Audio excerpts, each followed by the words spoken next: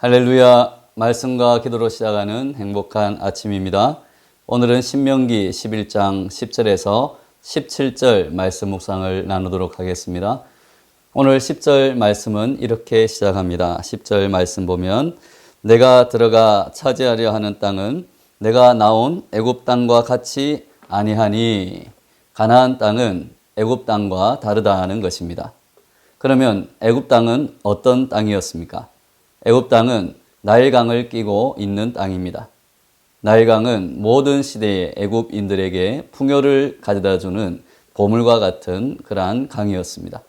이집트에는 비가 오지 않는 건조지대이지만 나일강으로 인하여 전혀 어려움 없이 농사를 지을 수 있었습니다. 1년에 한 번 나일강이 범람을 하고 물이 빠지면 내려가서 씨만 뿌리면 엄청난 수확을 거둘 수가 있는 곳이 바로 애굽의 나일강이었습니다. 범람으로 인하여 비옥한 양분이 상류로부터 내려와서 따로 비료를 줄 필요가 없었기 때문입니다. 오늘 10절 말씀 후반부에도 보면 거기에서는 너희가 파종한 후에 발로 물 대기를 채소밭에 댐과 같이 하였거니와 라고 말하고 있습니다. 나일강으로부터 끌어온 물을 발로 수차를 돌려서 농토에 물을 공급한다는 말입니다. 그렇게 풍요로운 수확 덕분에 이집트는 강대국이 되었고 그 일대를 지배할 수 있는 막강한 군사력을 갖출 수 있었습니다.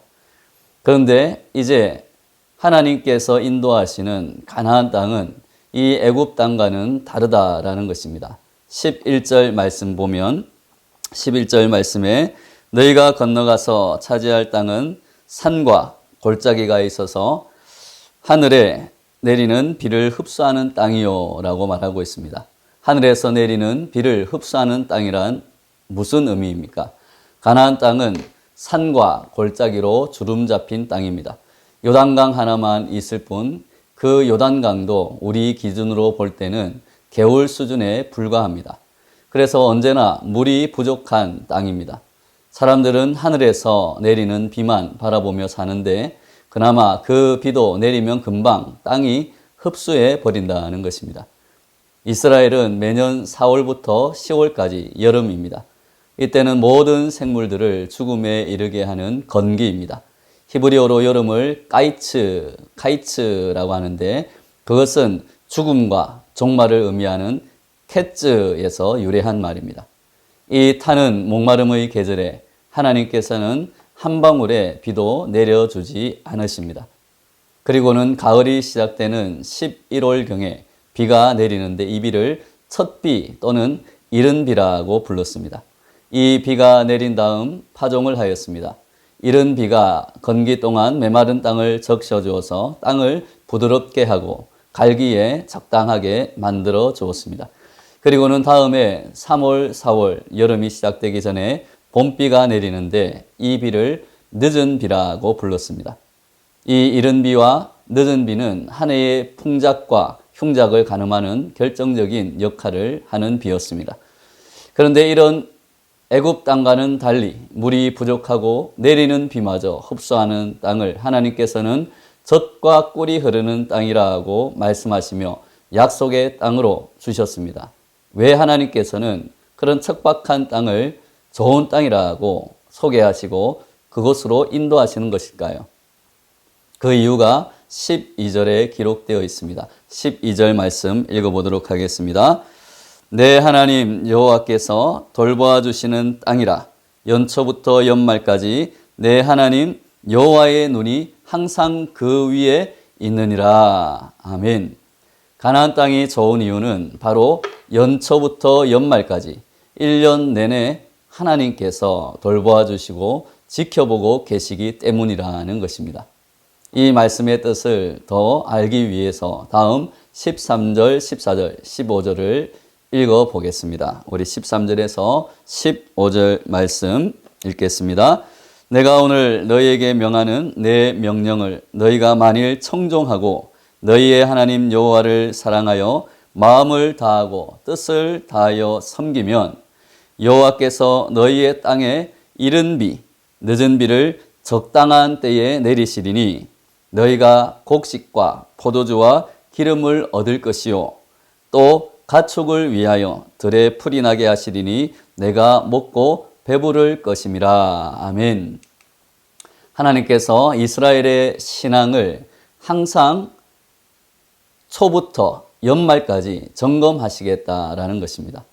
하나님의 명령에 순종하고 하나님을 온몸과 마음과 성품을 다하여 사랑하면 하나님께서 가장 적절한 때에 늦은 비와 이른 비를 내리셔서 풍성한 수확을 허락하신다는 말씀입니다. 바로 이렇게 하나님의 이스라엘의 백성의 신앙을 점검하시는 것이 여호와의 눈이 항상 그 위에 있다라는 말씀입니다. 이스라엘 백성의 삶을 결정하는 것은 비옥한 땅이나 풍부한 물이 아니라는 것입니다. 그들이 하나님을 얼마나 사랑하는가, 하나님을 얼마나 열심히 섬기는가가 이스라엘 백성의 삶과 풍요로움을 결정하는 것입니다. 만일 그렇지 못한다면 어떻게 된다고 하십니까? 16절, 17절에 기록되어 있습니다. 16절, 17절 말씀 읽겠습니다. 그러므로 너희는 스스로 삼가라. 두렵건대 마음에 미혹하여 돌이켜 다른 신들을 섬기며 그것에게 절함으로 여호와께서 너희에게 진노하사 하늘을 닫아 비를 내리지 아니하여 땅이 소산을 내지 않게 하심으로 너희가 여호와께서 주신 아름다운 땅에서 속히 멸망할까 하노라. 아멘. 여기 말씀하시는 다른 신은 풍요의 신을 말합니다. 과거에는 나일강을 지키는 그러한 나일의 신이었고 이제 들어갈 땅에서는 바알신이 바로 풍요의 신이었습니다. 애굽 사람들은 자신들에게 풍요를 가져다주는 나일강을 신으로 섬겼습니다. 가나안 사람들도 바알신이 자기들에게 비를 내리고 풍요를 가져다 준다고 바알신을 섬겼습니다. 이러한 번영의 신을 섬길 때 일어나는 일이 무엇입니까? 여호와께서 진노하시고 하늘을 닫아 비를 내리지 아니하여서 땅이 소산을 내지 않게 하신다고 말씀하십니다. 그래서 여호와께서 주신 그 아름다운 땅에서 속히 멸망하게 됩니다. 하나님께서는 이스라엘 백성으로 하여금 언제나 하나님을 의지하며 살라고 비를 흡수하는 땅으로 인도하신 것입니다. 이 척박한 땅에서, 이 어려운 환경에서, 이 고난과 시험 앞에서 누가 나를 도울 것인가? 힘 있는 사람과 돈과 물질을 의지하지 말고 눈을 들어 모든 것을 주관하시는, 비를 내리시는 하나님을 바라보라. 하나님을 믿고 의지하라고 말씀하십니다. 내 삶이 감으로 메마를 때에 내 신앙에 그러한 점검을 하고 내 안에 있는 불신앙을 확인해서 하나님 앞에 나아오라 말씀하십니다. 언제나 풍부한 수량을 뽐내며 흘러내리는 나일강을 의지하지 말고 풍요를 가져다주는 돈과 물질의 우상, 바알의 우상을 의지하지 말고 하나님께서 공급하시는 은혜의 비를 의지하며 살라고. 만일 하나님께서 은혜의 비를 내리지 않으시면 나는 해골과 같이 멸망할 수밖에 없는 그러한 존재임을 알라고 그런 척박한 땅으로 하나님은 인도하신 것입니다. 사랑하는 성도 여러분, 우리는 과연 무엇을 의지하며 살아가고 있습니까? 나일강의 물입니까? 아니면 가나안의 풍요의 우상들입니까? 아니면 하나님의 은혜의 단비를 갈급하며 하나님의 그 손을 의지하고 있습니까? 가나안 땅은 하늘에서 내리는 비를 흡수하는 땅입니다. 성도는 하나님으로부터 내리는 은혜의 비, 성령의 비를 흡수하는 존재가 되어야 합니다. 최고의 땅은 농사가 잘 되는 비옥한 땅이 아닙니다. 최고의 땅은 한 평에 수천, 수백만 원은 하는 비싼 땅이 아닙니다. 최고의 땅은 목이 좋은 땅이 아니라는 것입니다. 최고의 땅은 여호와의 눈이 항상 그 위에 계시며 시와 때를 따라 은혜의 비를 내려주시는 땅입니다.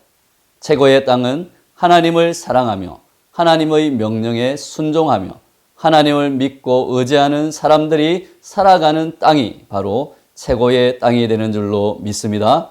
저와 여러분의 가정이 바로 그러한 최고의 땅이 되기를 바랍니다. 우리 교회가 최고의 땅이 되기를 소원합니다.